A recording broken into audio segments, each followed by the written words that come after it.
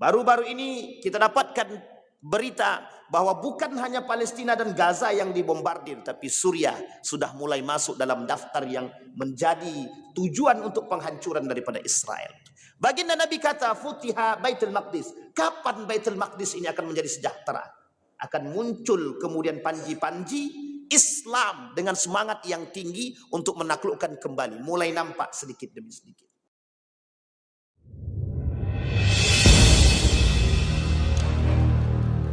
Yadharna syai'a wa min hudna fitanun kariyahus sayf minha sigharun wa minha kibar. Qala Hudzaifah fa dhahaba ulaika ar-rahtu kulluhum ghairi. Wa qala an-nabi sallallahu alaihi wasallam an Auf bin Malik qala Rasulullah sallallahu alaihi wasallam qala Auf bin Malik ataitu an-nabi sallallahu alaihi wasallam thumma futiha Baitul Maqdis fi ghazwati Tabuk wa huwa fi qubbatin min adam faqala u'dud sittan baina yaday as-sa'ah mauti thumma futiha Baitul Maqdis thumma mautanun ya'khudhu fikumul ghanam thumma istifadatul mali hatta yu'ti ar-rajul mi'ata dinarin fayadillu sakhitan thumma fitnatun la yabqa baitun minal arabi illa dakhalathu thumma hudnatun takunu bainakum wa baina bani asfar faya'ziruna fayatunakum tahta thamaniyah ghayatan tahta kulla ghayatin 12,000. Bapak Ibu sekalian yang berbahagia, dua hadis yang saya bacakan, yang pertama tentang kata baginda Nabi, fitnah itu ada tiga bentuk yang dipermisalkan oleh Nabi.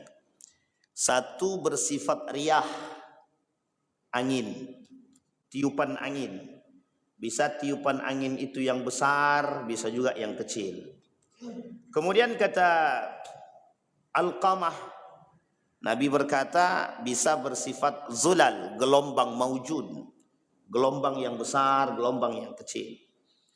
Kemudian bisa juga seperti kaqita'il lailil muslim, seperti bagian daripada hari, kadang siang, kadang malam, bagian daripada fitnah. Kadang fitnah itu bisa membuat kita gelap, kadang fitnah bisa membuat kita terang. Baginda Nabi Muhammad SAW mengatakan fitnah itu dalam tiga bentuk ini akan ditemukan oleh umat manusia di akhir zaman. Dan fitnah ini kata Nabi, setidaknya sebelum datangnya hari kiamat itu kata Nabi, ketika Auf bin Malik bertemu dengan Nabi di dalam perang Tabuk, kemudian Nabi berkata, kata Nabi, u'dud sittan baina yaday as-sa'ah, persiapkan diri kalian sebelum datangnya 6 perkara yang akan menjadi penyebab tanda dekatnya datangnya hari kiamat. Kata baginda Nabi Muhammad sallallahu alaihi wasallam, itu yang disebabkan fitnah. Fitnah itu adalah cobaan atau ujian yang akan muncul di tengah umat manusia. Yang pertama kata Nabi, mauti. Kata baginda Nabi Muhammad sallallahu alaihi wasallam, mauti. Mauti ini kata Nabi kematian baginda Nabi Muhammad sallallahu alaihi wasallam, atau wafatnya baginda Nabi Muhammad sallallahu alaihi wasallam menjadi sebab daripada dekatnya hari kiamat. Nabi di dalam riwayat yang lain disebut dengan akhirul anbiya.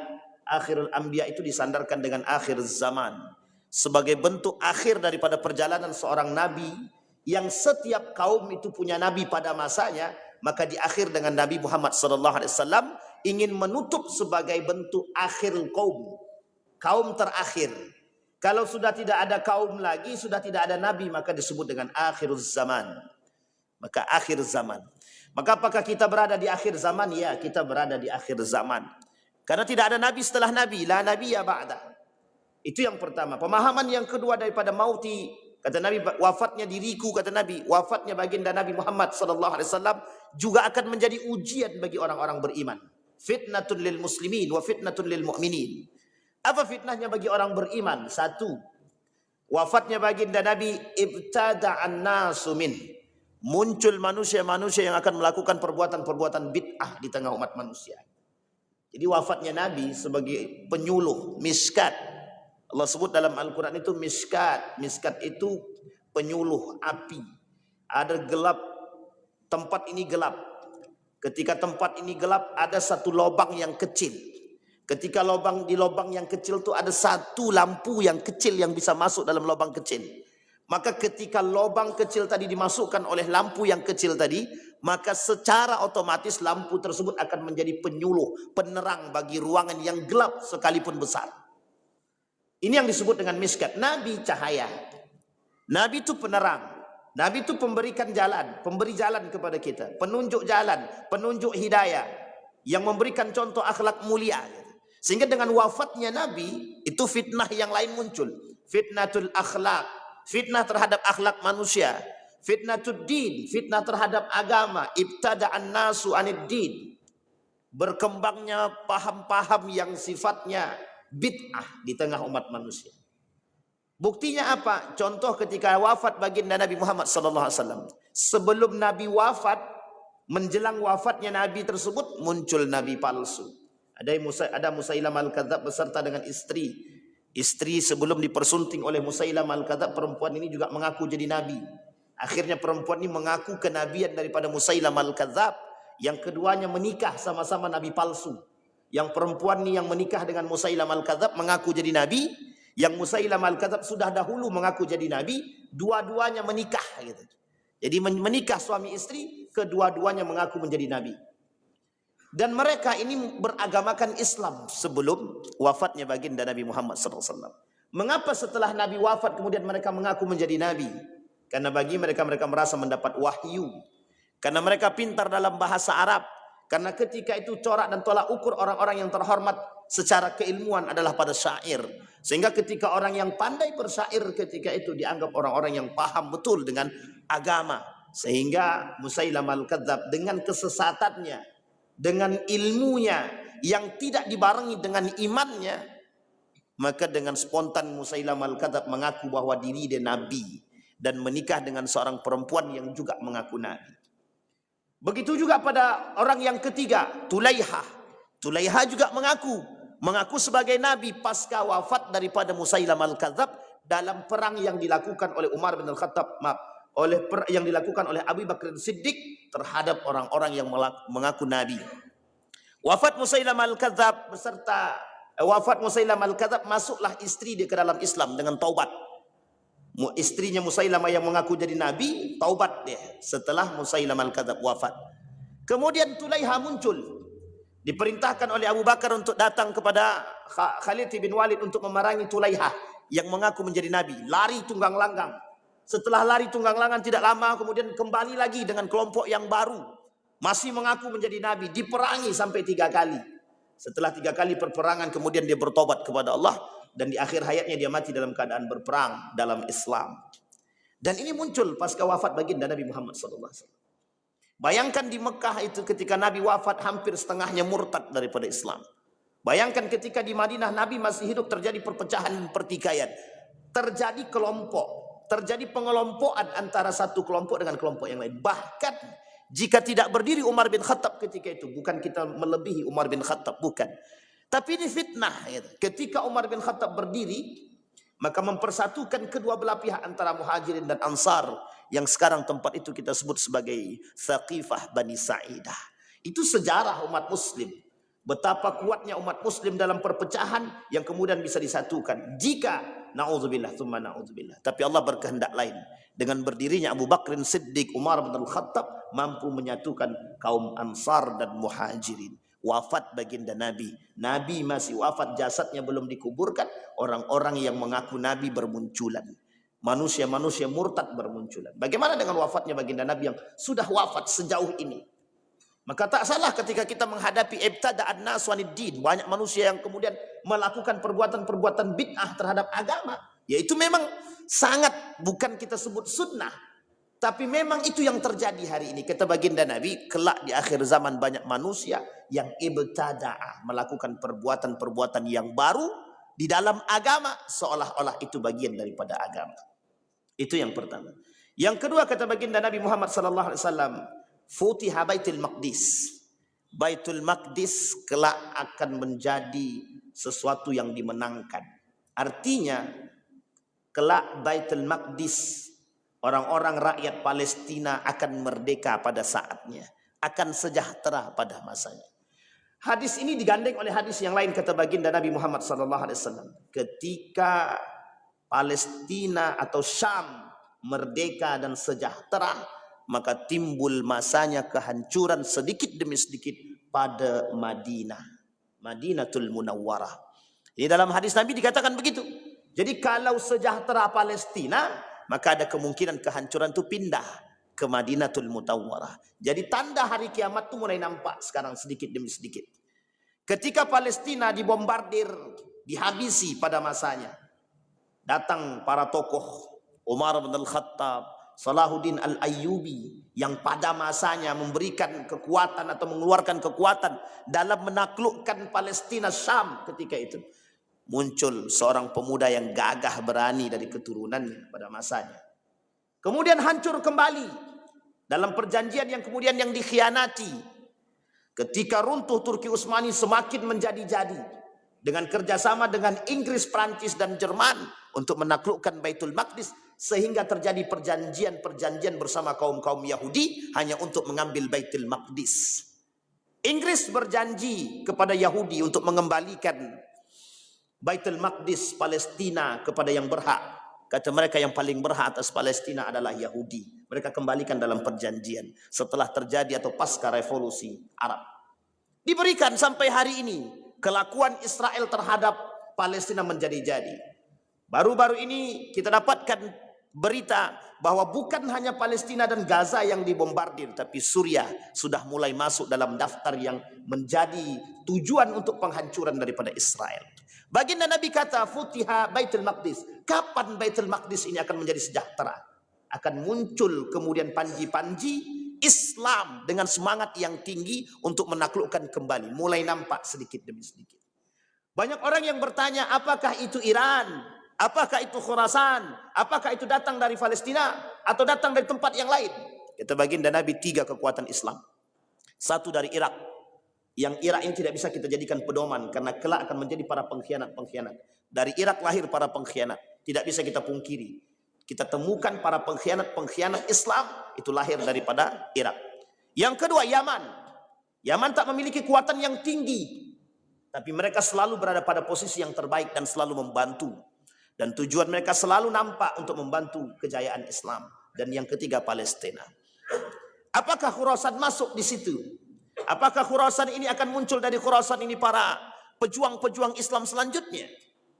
Tapi dalam hadis baginda Nabi kelak akan muncul panji-panji yang datang dari Khurasan. Khurasan itu mana? Iran. Tapi ingat, di Iran tak jauh daripada Khurasan, di Isfahan juga muncul yang disebut dengan Yahudi. Yahudi Isfahan yang hari ini berjumlah 15.000. Dan 15.000-nya akan menjadi 70.000 yang kelak akan menjadi pengikut daripada Dajjal yang pertama dalam menumpas umat Islam kelak di hari kiamat. Bapak Ibu sekalian yang berbahagia, pertanyaannya sekarang siapa yang disebut dengan panji hitam yang bakal menaklukkan daripada atau menghancurkan daripada Israel? Wallahu a'lam bissawab. Tapi dari kriteria-kriteria yang disampaikan oleh Nabi adalah panji-panji tersebut adalah orang-orang yang beriman kepada Allah, yang kokoh dengan Al-Qur'annya dan ketaatannya, yang tidak memperjualbelikan agamanya, yang menjadikan semboyan agama dalam diri mereka, tidak hidup kecuali dengan agama. Dan ini mulai tampak sedikit demi sedikit. Kemudian kata Nabi, setelah itu terjadi, maka Baitul Maqdis akan direbut kembali oleh kelompok yang beriman kepada Allah, yang di dalam hati mereka ada Al-Quran dan takwa. Mereka lah kemudian mendatangkan kesejahteraan yang Allah berikan kepada Palestina. Setelah itu akan datang kehancuran kepada halakatil Madinah. Akan mulai nampak kehancuran kota Madinatul Munawwarah. Di tangan siapa? Wallahu alam. Bisa di tangan umat muslim, bisa di tangan orang-orang yang tidak beriman, bisa di tangan orang-orang Israel, bisa di tangan orang-orang Eropa, dan bisa di tangan orang-orang Nasrani. Dan ini poin penting bagi kita. Kita yang punya, mereka yang menghancurkan. Bukan tak salah, tak lambat lagi akan muncul kebijakan-kebijakan yang mungkin bagi kita agak sedikit nyeleneh. Orang-orang non-muslim dibenarkan untuk masuk, bahkan bisa berinvestasi, bahkan mungkin sebagian orang-orang non-muslim bisa membeli tanah di sana. Bukan hanya sekedar berinvestasi, tapi memberi tempat, membeli tempat di sana atau tanah di sana. Ini tanda. Kemudian yang ketiga kata baginda Nabi Muhammad sallallahu alaihi wasallam, "Tsumma mutanun ya'khudhu fikumul ghanam." Akan muncul ke hadapan kalian kelak kata baginda Nabi yang disebut dengan wabah. Wabah ini tiap hampir 100 tahun pernah terjadi. Hampir 100 tahun kalau kita runut hampir sering terjadi. Baru-baru ini kita dilanda penyakit yang disebut dengan COVID. Pada masa dahulu ada namanya wabah ta'un. Wabah yang menyakitkan. Ada flu burung dan banyak wabah-wabah yang mematikan.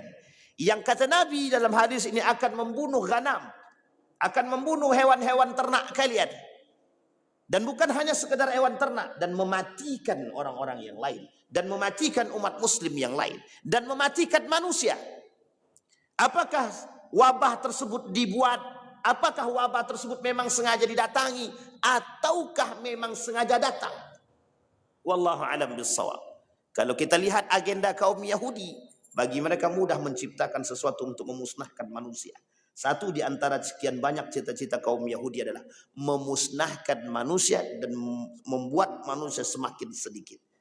Kelak salah satu tujuan mereka bagaimana manusia ini dimatikan, mati, dan tinggal tersisa sedikit saja yang bisa mereka atur dan berada di bawah kekuatan mereka. Ini keinginan daripada kaum Yahudi. Wallahu a'lam bishawab. Artinya wabah itu mesti akan datang. Apakah itu wabah itu yang disebut dengan COVID? Belum tahu pasti. Karena bisa jadi itu COVID, bisa jadi yang lain. Tapi kata para ulama akan datang penyakit itu yang lebih parah daripada sebelumnya. Sebelumnya itu ta'un. Ta'un itu bahkan kata baginda Nabi, jangan kalian datang kampung tersebut yang terkena penyakit ta'un. Bahkan orang yang di dalam tidak dibenarkan untuk keluar. Dikhawatirkan akan tersebar penyakit tersebut kepada yang lain. Bahkan ini hampir menyerupai daripada penyakit COVID. Kita disuruh pakai masker, tiba-tiba mati. Kita disuruh kemudian tidak bersinggungan dengan siapapun. Kita harus duduk sholat berjarak. Dan lain sebagainya. Apakah ini bagian daripada propaganda? Apakah ini betul daripada penyakit itu sendiri? Ya wallahu alam bisawab kebenarannya. Kemudian selanjutnya, thumma istifaratul mal hatta yu'ti ar-rajul mi'ata dinarin fayudhillu sakhitan. Kata baginda Nabi, kelak akan muncul fitnah yang lebih dahsyat daripada yang lain, yang disebut dengan fitnatul mal, fitnah harta di tengah umat manusia. Kata baginda Nabi Muhammad sallallahu alaihi wasallam, sami'tu Rasulullah sallallahu alaihi wasallam Ka'ab bin Iyad yaqul inna likulli ummatin fitnatan wa inna fitnata ummatil mal. Kata Nabi, setiap umat itu pasti punya fitnahnya masing-masing, baik dari Nabi Adam sampai daripada baginda Nabi Muhammad sallallahu alaihi wasallam. Tapi kata baginda Nabi, umatku fitnahnya adalah harta. Umatku fitnahnya adalah harta yang kelak menjadi persoalan di antara umat manusia hari ini. Apa yang tak kita lihat hari ini? Manusia mana yang tidak bertikai dengan harta hari ini? Manusia mana yang tidak berkelahi sesama saudara kandung sedarah karena harta? Hampir sulit kita temukan orang-orang yang tak bersinggungan dengan harta. Semua bersinggungan dengan harta. Dan uniknya, bahkan sering kita temukan orang-orang yang demi harta rela membunuh nyawa saudara dia sendiri. Apatah lagi orang-orang yang bukan sedarah dengan mereka. Bahkan dalam urusan harta ini, ibu kandung pun bisa mereka penjarakan hanya karena harta. Persoalan harta warisan, persoalan tempat pekerjaan, persoalan pendapatan, bahkan uniknya kata Nabi, fitnah harta ini yang halal pun bisa mereka haramkan, yang haram pun bisa mereka halalkan demi harta, demi segalanya. Semua bisa mereka lakukan. Dikata Nabi, inna likulli ummatin fitnah wa fitnatu ummati al-mal. Kemudian baginda Nabi Muhammad SAW berkata, thumma fitnat la yabqa baitun minal arabi illa dakhalathu. Kemudian kata Nabi yang selanjutnya akan masuk ke dalam rumah-rumah orang-orang Arab itu fitnah. Sekarang Bapak Ibu sekalian yang berbahagia, apa yang dimaksud dengan masuknya fitnah ke rumah orang-orang Arab? Masuknya fitnah ke rumah orang-orang Arab adalah masuknya fitnah dunia ke dalam rumah mereka. Yang dahulunya berjilbab tak berjilbab. Yang dahulunya tidak cinta terhadap harta, cinta terhadap harta. Yang dahulunya tidak pandai bermain musik, bisa bermain musik. Dan lain sebagainya. Semua fitnah itu muncul. Hari ini kita temukan. Rumah-rumah orang Arab dimasukkan fitnah. Apa fitnahnya? Setiap perempuan menuntut haknya kepada suaminya. Setiap perempuan menuntut haknya kepada negaranya. Kami harus diberikan kebebasan. Setiap mereka nuntut untuk disamakan antara laki-laki dengan perempuan. Persoalan yang kelak muncul kata baginda Nabi di tengah umat manusia. Fitnah yang lebih besar di antara fitnah yang lain. A'zam wa adar. Lebih besar dan lebih berbahaya kata Nabi. Fitnatun nisa. Fitnah perempuan. Wattaqun nar wattaqun nisa. Takutlah kalian dengan api neraka kata Nabi, takutlah kalian dengan fitnah wanita. Dan itu terjadi. Hari ini kita lihat bagaimana rumah-rumah orang Arab yang dulunya dihiasi dengan bacaan Al-Quran, sekarang mulai dihiasi dengan musik. Tak perlu jauh-jauh Pak Ustaz, di rumah kita pun begitu. Memang, tapi yang disebutkan di sini Al-Arab. Artinya kalau rumah orang Arab saja sudah mulai masuk yang disebut dengan fitnah musik ini, apalagi di rumah kita. Kenapa? Karena waktu itu tolak ukurnya di situ. Kenapa demikian? Karena orang Arab yang paling dekat dengan Al-Quran ketika itu. Orang Arab yang paling tertanam di dalam diri mereka Al-Quran. Tapi hari ini pengaruh daripada perbuatan Ziryab, seorang pemuda yang bisa merubah Andalusia yang dekat dengan Al-Quran menjadi dekat dengan musik. Namanya Ziryab. Fitnah itu kemudian tampak di rumah orang-orang Arab. Banyak sekali anak-anak daripada kerajaan dulunya yang belajar di pondok pesantren, yang belajar di sekolah-sekolah agama, pindah sekolah di Eropa. Mereka bawa gaya hidup Eropa ke dalam kerajaan. Penyebab runtuhnya Daulah Andalusia, Turki Utsmani, penyebab runtuhnya Abbasiyah, dan penyebab runtuhnya dinasti Umayyah. Kerajaan Islam semua. Bukan hanya faktor eksternal, tapi juga faktor internal. Apa faktornya? Fitnah. Apa fitnahnya? Semua yang kita sebutkan. Fitnah kekuasaan, sekularisasi, liberalisme, dan lain sebagainya. Masuk dalam rumah-rumah orang-orang Arab dan menghancurkan nilai-nilai keagamaan. Mudah-mudahan bermanfaat bagi kita semua. Mudah-mudahan bisa kita ambil pedoman, bisa kita jadikan petunjuk agar kita bisa menciptakan keluarga yang sakinah, mawaddah warahmah, tarbiyah pendidikan yang baik sehingga mereka dekat dengan Allah dan selalu tertanam dalam diri mereka akan pentingnya nilai-nilai agama. Fa'tabiru ya ulil absar la'allakum tuflihun. Assalamualaikum warahmatullahi wabarakatuh.